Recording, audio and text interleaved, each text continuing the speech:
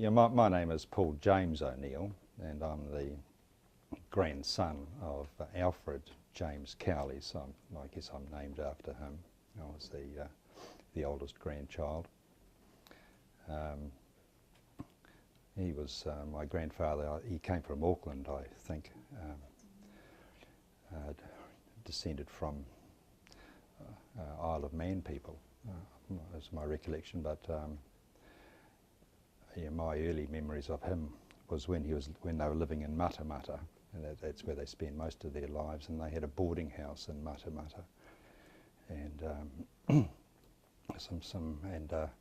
yeah, he was always quite remote, as was my other grandfathers, and I think that's sort of part of the story of men from that generation. They never really talked about much about themselves at all.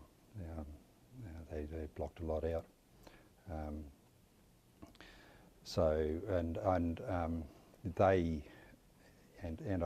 I did stay at their place, big wooden mysterious place, and he was a builder, a carpenter, so he had lots of tools in his shed. And so as a kid and being left alone, that's where I'd sort of spend a lot of time rummaging through and enjoying his tools. When they retired, they moved to Howick in Auckland, and I did spend the odd summer holidays there, mostly fishing down on the wharf there. But they had a basement on this in this place in Howick, and that was it was, I guess they must have cleared out a lot of stuff, and so it was easier to explore and muck around through his stuff. And amongst all his tools and stuff, there were these relics from the First World War that he had hung on, but he never disclosed them. They were just there, poked and around. One thing which I regret, we've moved around a lot over the years, was a machine gun bullet. Great big long bullet. It still had the bullet in it and the casing, and it had been, the casing had been cut as to be a bottle opener. Yeah, and I hung on to that for years and years, but somehow along the line it slipped away, stolen or just left behind or forgotten about. It's one of my great regrets. So when my mother gave me these certificates and medals and stuff, I thought, oh well, I won't allow them to get lost and destroyed. So I thought I'll spend the money and get them framed. But going back to the to rummaging through my grandfather's basement, one of the objects that I found was a wallet, and inside the wallet was this medal, which I'll show you, this iron cross, and there was also a photograph of a bloke and a family, and some other bits of paper and notes and stuff. So he must have rifled that off a body somewhere or something during the war. But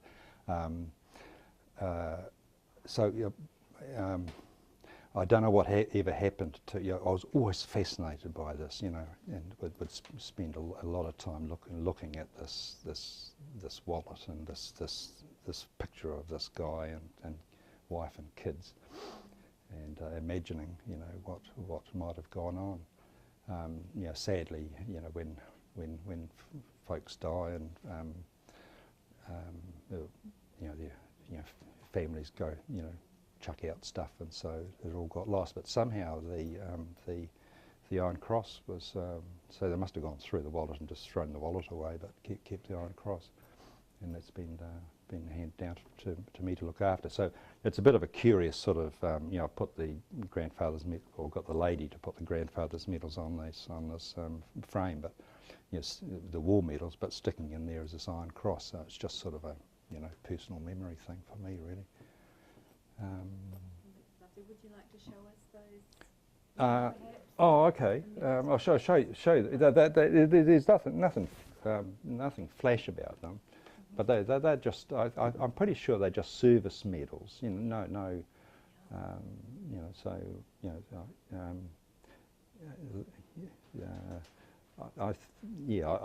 I need to know more about them. And you've got a certificate there. And there's a certificate there, which is it's just bureaucracy in New Zealand Expeditionary Force card of authority to wear silver war badge. And this is to certify blah blah. Below there are the regimental badges. It says the 1st Division of the Auckland Infantry. I'm not too sure what that one was. It's been a while since I've had a look at it, but anyway. So you know, there's the Iron Cross. So that would have belonged to a. So yeah, and you did suggest perhaps when we first phoned that there might be some name inscribed on the side, but I've had a look. I don't see anything there, but my understanding was that you know, shitloads of these were sort of basically handed out to you know, German soldiers, and it was no big deal, I think, you know. But anyway, nicely framed. I quite like that. So. I don't have any grandchildren or anything like that, so I've got to find a relative to pass that on to at some stage. The other certificate, I've seen them around in quite ratty condition, but you know, it came to me in quite good nick, so I got it framed up as well, and I've up until I've you know, come here today, I haven't really sort of understood a lot of the symbolism which goes along with this. So there's a certificate of the service of Jim Cowley. What I'd really sort of particularly noticed when I first saw this was that he was away for 5 years, 5 months and 20 days. So yeah. That's a long period of life. I think he was 21 when he enrolled. So you know, he's a little bit older than you fellas perhaps, but all his youth was basically sort of spent, you know, in a strange places. And we've talked a little bit about the symbolism. Do you want to sort of? Is that right? Yeah. So yeah, it's full of you know, imperial stuff, eh?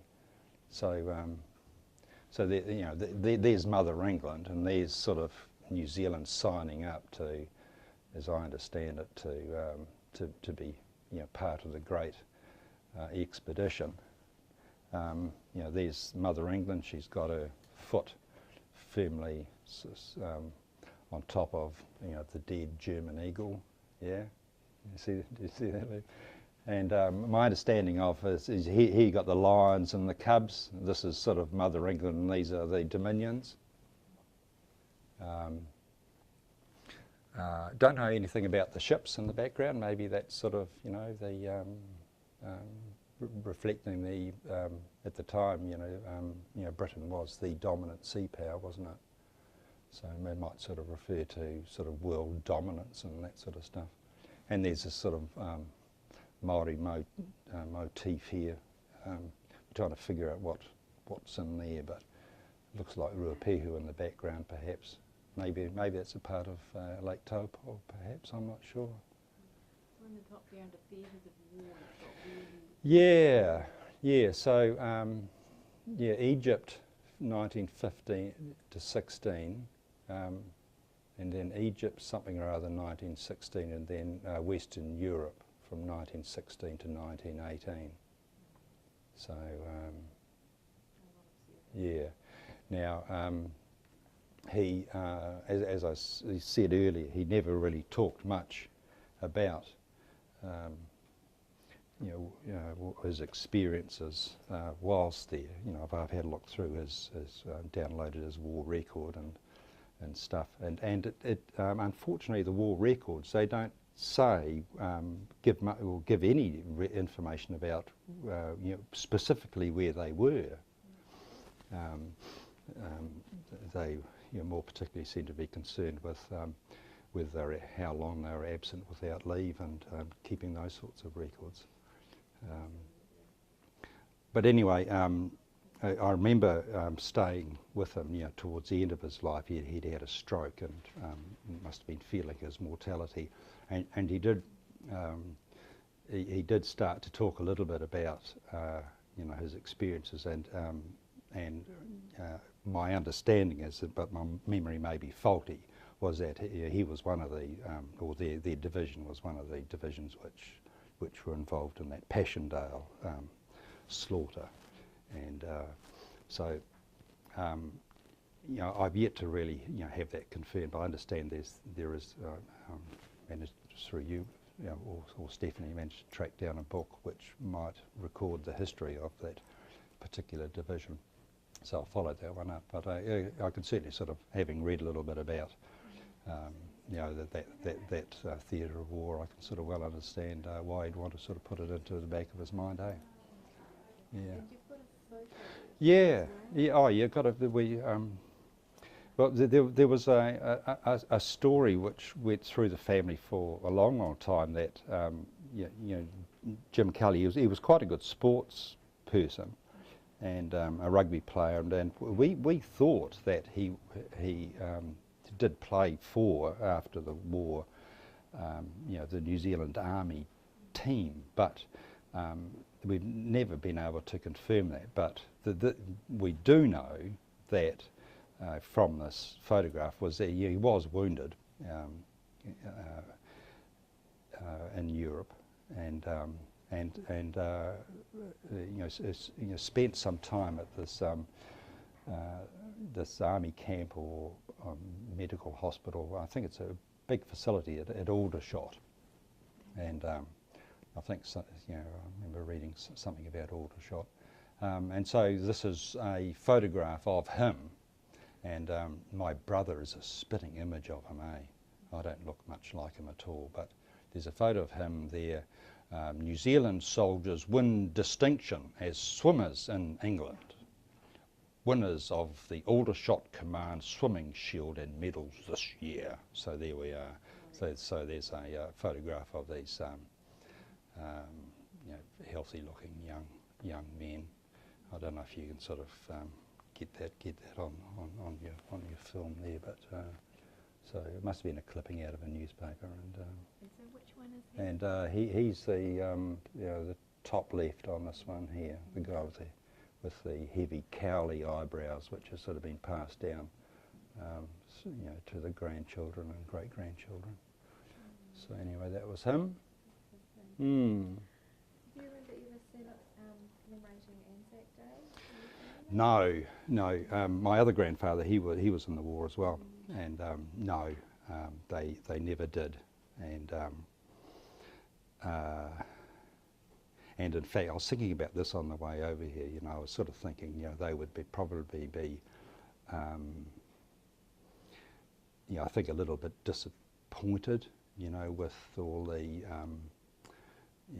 the jingoism and the nationalism, sort of appeals to nationalism, which sort of goes along with sort of contemporary Anzac days, and particularly, this bizarre, 100-year celebration of a horrible little defeat in the Dardanelles, and also, I think they'll be disappointed that at the same time you're supposedly celebrating this, that the New Zealand government has chosen to send a bunch of soldiers over to Iraq for some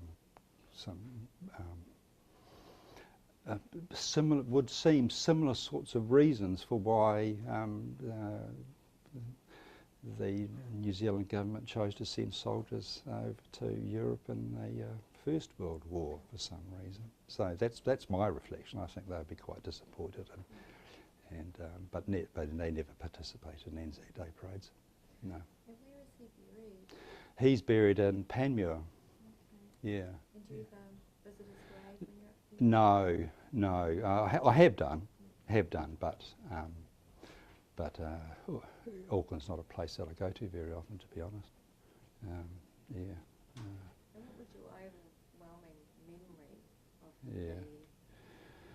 the... Yeah, well, yeah, as I said at the start,